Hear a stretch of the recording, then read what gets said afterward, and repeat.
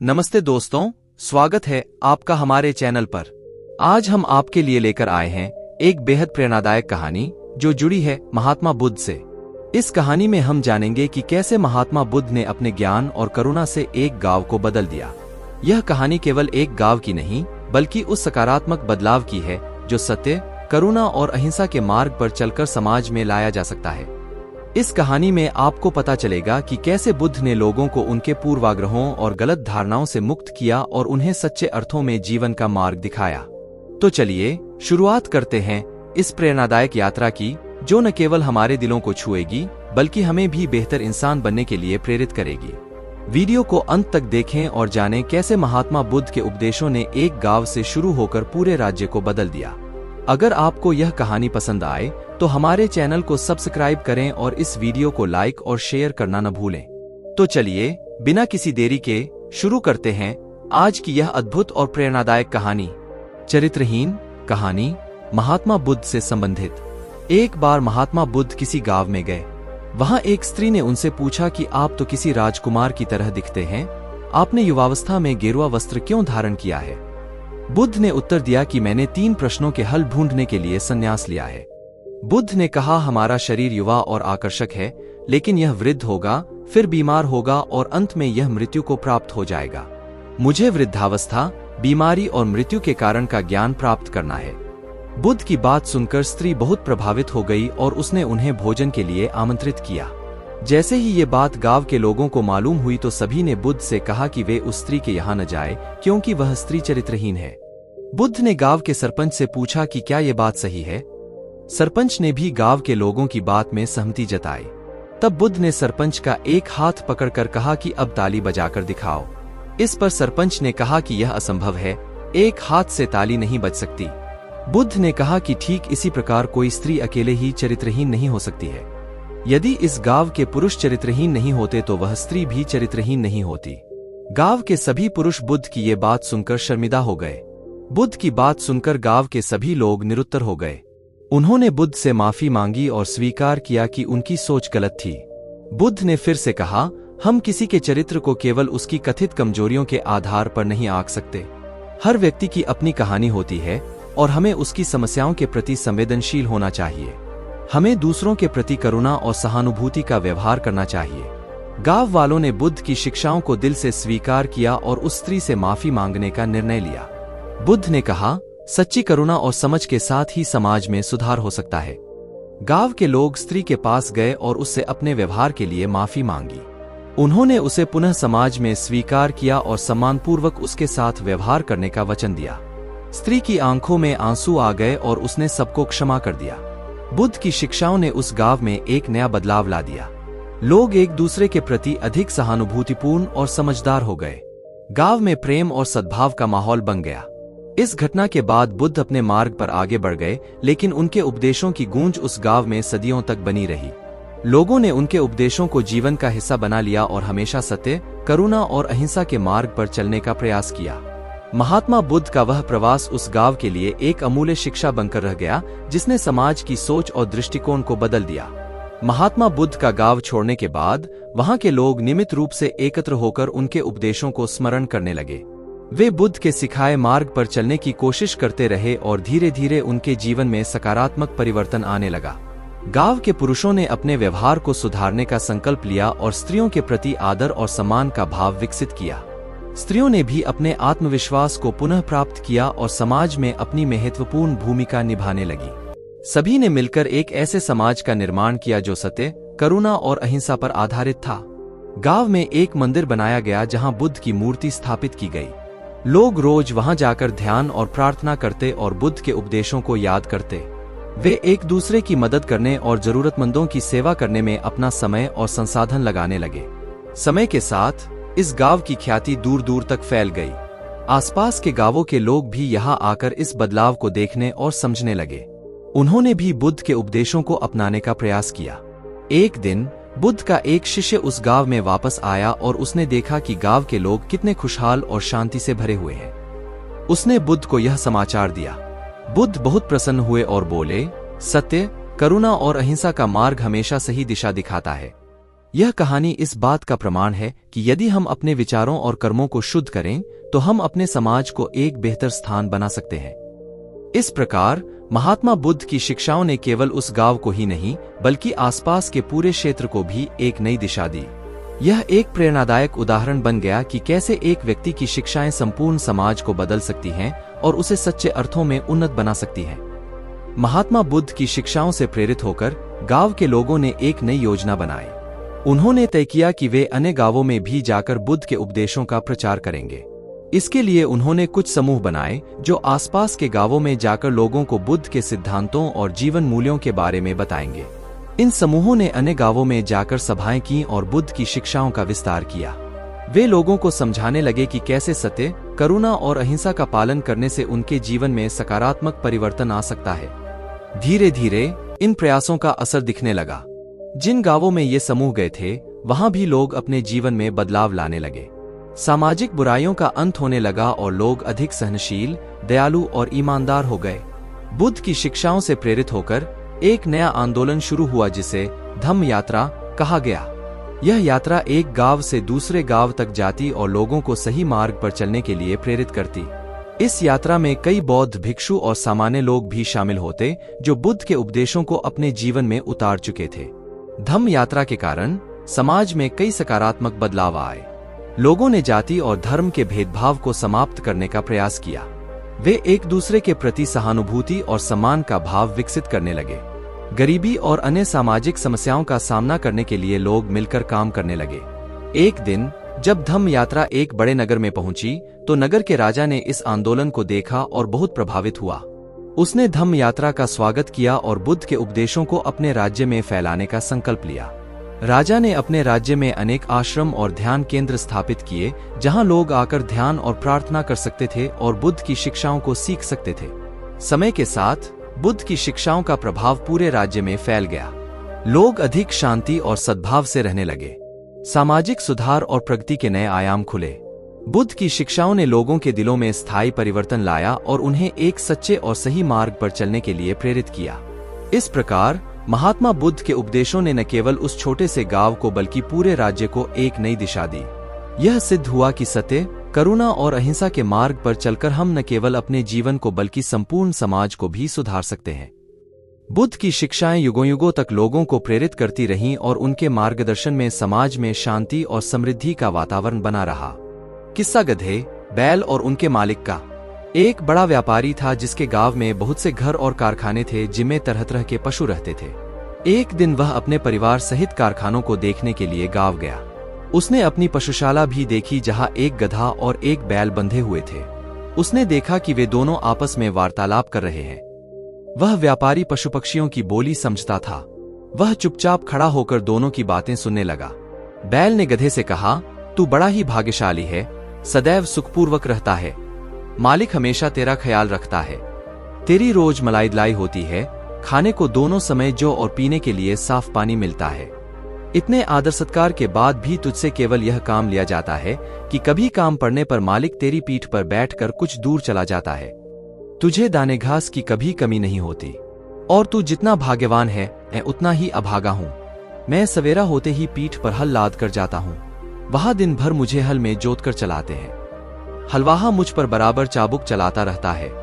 उसके चाबुकों की मार से पीठ और जुए से मेरे कंधे छिल गए हैं। सुबह से शाम तक ऐसा कठिन काम लेने के बाद भी ये लोग मेरे आगे सूखा और सड़ा भूसा डालते हैं जो मुझसे खाया नहीं जाता।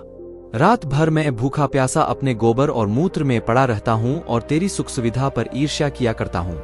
गधे ने यह सुनकर कहा, ए भाई, जो कुछ तू कहता है सब सच है। सचमुच तुझे बड़ा कष्ट है, किंतु जान पड़ता है तू इसी में प्रसन्न है। तू स्वयं ही सुख से रहना नहीं चाहता। तू यदि मेहनत करते करते मर जाए तो भी ये लोग तेरी दशा पर तरस नहीं खाएंगे। अतएव तू एक काम कर, फिर वे तुझसे इतनी मेहनत नहीं लिया करेंगे और तू सुख से रहेगा। बैल ने पूछा कि ऐसा कौन सा उपाय हो सकता है। गधे ने कहा, तू अपने को रोगी दिखा, एक शाम का दाना भूसा न खा और अपने स्थान पर चुपचाप लेट जा। बैल को यह सुझाव बड़ा अच्छा लगा। उसने गधे की बात सुनकर कहा, मैं ऐसा ही करूंगा। तूने मुझे बड़ा अच्छा उपाय बताया है। भगवान तुझे प्रसन्न रखें। दूसरे दिन प्रातःकाल हलवाहा जब पशुशाला में यह सोचकर गया कि रोज की तरह बैल को खेत जोतने के लिए ले जाए तो उसने देखा कि रात की लगाई सानी ज्यों की त्यों रखी है और बैल धरती पर पड़ा हाफ रहा है। उसकी आंखें बंद हैं और उसका पेट फूला हुआ है। हलवाहे ने समझा कि बैल बीमार हो गया है और यह सोचकर उसे हल में न जोता। उसने व्यापारी को बैल के बीमारी की सूचना दी। व्यापारी यह सुनकर जान गया कि बैल ने गधे की शिक्षा पर कार्य करके स्वयं को रोगी दिखाया है, अतएव उसने हलवाहे से कहा कि आज गधे को हल में जोत दो। इसलिए हलवाहे ने गधे को हल में जोत कर उससे सारे दिन काम लिया। गधे को खेत जोतने का अभ्यास नहीं था। वह बहुत थक गया और उसके हाथ पांव ठंडे होने लगे। शारीरिक श्रम के अतिरिक्त सारे दिन उस पर इतनी मार पड़ी थी कि संध्या को घर लौटते समय उसके पांव भी ठीक से नहीं पड़ रहे थे। इधर बैल दिन भर बड़े आराम से रहा। वह नांद की सारी सानी खा गया और गधे को दुआएं देता रहा। जब गधा गिरता पड़ता खेत से आया तो बैल ने कहा कि भाई, तुम्हारे उपदेश के कारण मुझे बड़ा सुख मिला। गधा थकान के कारण उत्तर न दे सका और आकर अपने स्थान पर गिर पड़ा। यह मन ही मन अपने को धिक्कारने लगा कि अभागे, तूने बैल को आराम पहुंचाने के लिए अपनी सुख सुविधा का विनाश कर दिया। मंत्री ने इतनी कथा कर कहा, बेटी, तू इस समय बड़ी सुख सुविधा में रहती है। तू क्यों चाहती है कि गधे के समान स्वयं को कष्ट में डाले? शहरजाद अपने पिता की बात सुनकर बोली, इस कहानी से मैं अपनी जिद नहीं छोड़ती। जब तक आप बादशाह से मेरा विवाह नहीं करेंगे मैं इसी तरह आपके पीछे पड़ी रहूंगी। मंत्री बोला, अगर तू जिद पर अड़ी रही तो मैं तुझे वैसा ही दंड दूंगा जो व्यापारी ने अपनी स्त्री को दिया था। शहरजाद ने पूछा, व्यापारी ने क्यों स्त्री को दंड दिया और गधे और बैल का क्या हुआ? मंत्री ने कहा, दूसरे दिन व्यापारी रात्रि भोजन के पश्चात अपनी पत्नी के साथ पशुशाला में जा बैठा और पशुओं की बातें सुनने लगा। गधे ने बैल से पूछा, सुबह हलवाहा तुम्हारे लिए दाना घास लाएगा तो तुम क्या करोगे? जैसा तुमने कहा है वैसा ही करूंगा, बैल ने कहा। गधे ने कहा, नहीं, ऐसा न करना वरना जान से जाओगे। शाम को लौटते समय मैंने सुना कि हमारा स्वामी अपने रसोइये से कह रहा था कि कल कसाई और चमार को बुला लाना और बैल, जो बीमार हो गया है, का मांस और खाल बेच डालना। मैंने जो सुना था वह मित्रता के नाते तुझे बता दिया। अब तेरी इसी में भलाई है कि सुबह जब तेरे आगे चारा डाला जाए तो तू उसे जल्दी से उठकर खा ले और स्वस्थ बन जा। फिर हमारा स्वामी तुझे स्वस्थ देखकर तुझे मारने का इरादा छोड़ देगा। यह बात सुनकर बैल भयभीत होकर बोला, भाई, ईश्वर तुझे सदा सुखी रखे। तेरे कारण मेरे प्राण बच गए। अब मैं वही करूंगा जैसा तूने कहा है। व्यापारी यह बात सुनकर ठहाका लगाकर हंस पड़ा। उसकी स्त्री को इस बात से बड़ा आश्चर्य हुआ। वह पूछने लगी, तुम अकारण ही क्यों हंस पड़े? व्यापारी ने कहा कि यह बात बताने की नहीं है, मैं सिर्फ यह कह सकता हूं कि मैं बैल और गधे की बातें सुनकर हंसा हूं। स्त्री ने कहा, मुझे भी वह विद्या सिखाओ जिससे पशुओं की बोली समझ लेते हैं। व्यापारी ने इससे इनकार कर दिया। स्त्री बोली, आखिर तुम मुझे यह क्यों नहीं सिखाते? व्यापारी बोला, अगर मैंने तुझे यह विद्या सिखाई तो मैं जीवित नहीं रहूंगा।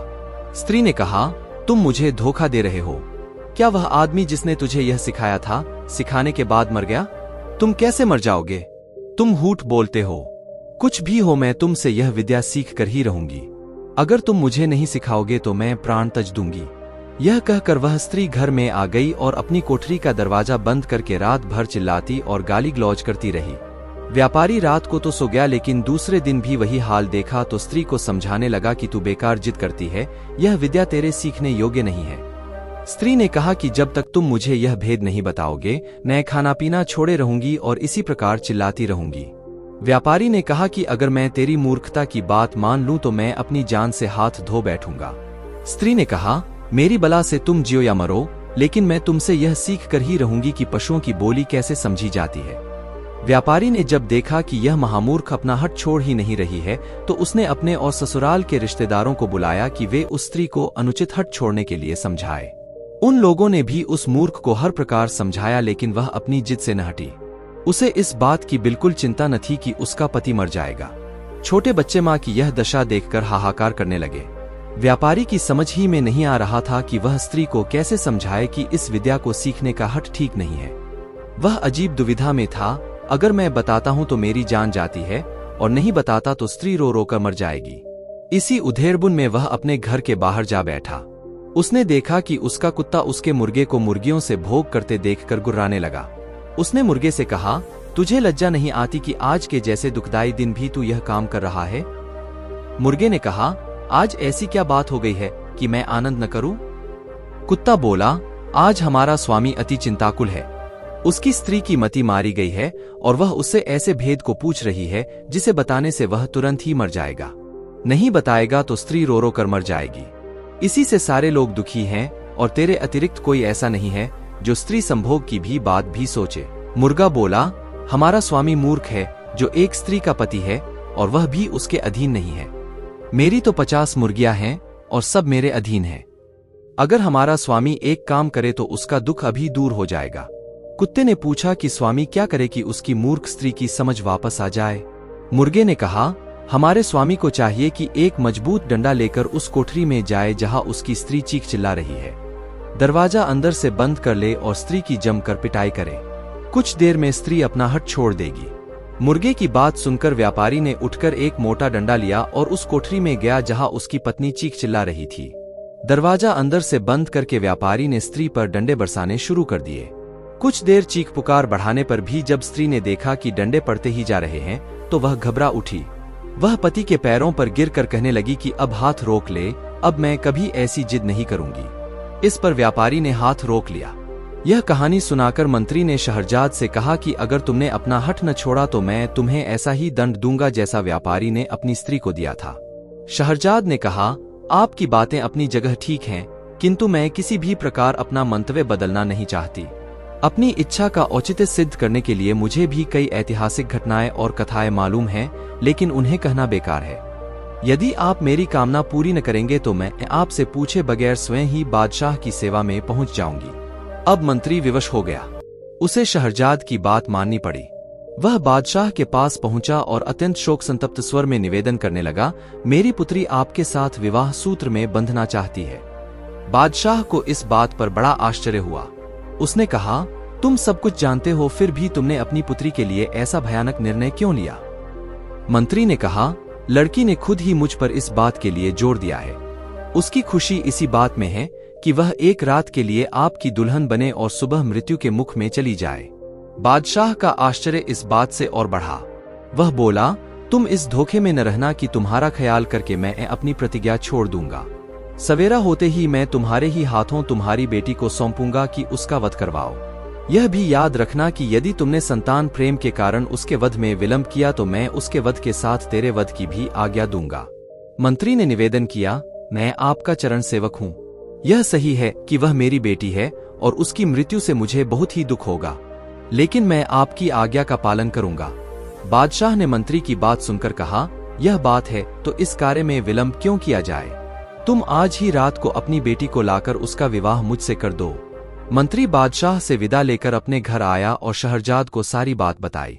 शहरजाद यह सुनकर बहुत प्रसन्न हुई और अपने शोकाकुल पिता के प्रति कृतज्ञता प्रकट करके कहने लगी, आप मेरा विवाह करके कोई पश्चाताप न करें। भगवान चाहेगा तो इस मंगल कार्य से आप जीवन पर्यंत हर्षित रहेंगे। फिर शहरजाद ने अपनी छोटी बहन दुनियाजाद को एकांत में ले जाकर उससे कहा, मैं तुमसे एक बात में सहायता चाहती हूँ। आशा है तुम इससे इनकार न करोगी। मुझे बादशाह से ब्याहने के लिए ले जाएंगे। तुम इस बात से शोक विह्वल न होना, बल्कि मैं जैसा कहूँ वैसा करना। मैं तुम्हें विवाह की रात पास में सुलाऊंगी और बादशाह से कहूंगी कि तुम्हें मेरे पास आने दे ताकि मैं मरने के पहले तुम्हें धैर्य बंधा सकूं। मैं कहानी कहने लगूंगी। मुझे विश्वास है कि इस उपाय से मेरी जान बच जाएगी। दुनियाजाद ने कहा, तुम जैसा कहती हो वैसा ही करूंगी। शाम को मंत्री शहरजाद को लेकर राजमहल में गया। उसने धर्मानुसार पुत्री का विवाह बादशाह के साथ करवाया और पुत्री को महल में छोड़कर घर आ गया। एकांत में बादशाह ने शहरजाद से कहा, अपने मुंह का नकाब हटाओ। नकाब उठने पर उसके अप्रतिम सौंदर्य से बादशाह स्तंभित सा रह गया, लेकिन उसकी आंखों में आंसू देखकर पूछने लगा कि तू रो क्यों रही है? शहरजाद बोली, मेरी एक छोटी बहन है जो मुझे बहुत प्यार करती है और मैं भी उसे बहुत प्यार करती हूँ। मैं चाहती हूँ कि आज वह भी यहाँ रहे ताकि सूर्योदय होने पर हम दोनों बहनें अंतिम बार गले मिल लें। यदि आप अनुमति दें तो वह भी पास के कमरे में सो रहे। बादशाह ने कहा, क्या हर्ज है, उसे बुलवा लो और पास के कमरे में क्यों, इसी कमरे में दूसरी तरफ सुला लो। चुनांचे दुनियाजाद को भी महल में बुला लिया गया। शहरयार शहरजाद के साथ ऊंचे शाही पलंग पर सोया और दुनियाजाद पास ही दूसरे छोटे पलंग पर लेट रही। जब एक घड़ी रात रह गई तो दुनियाजाद ने शहरजाद को जगाया और बोली, बहन, मैं तो तुम्हारे जीवन की चिंता से रात भर न सो सकी। मेरा चित्त बड़ा व्याकुल है। तुम्हें बहुत नींद न आ रही हो और कोई अच्छी सी कहानी इस समय तुम्हें याद हो तो सुनाओ ताकि मेरा जी बहले। शहरजाद ने बादशाह से कहा कि यदि आपकी अनुमति हो तो मैं जीवन के अंतिम क्षणों में अपनी प्रिय बहन की इच्छा पूरी कर लूं। बादशाह ने अनुमति दे दी।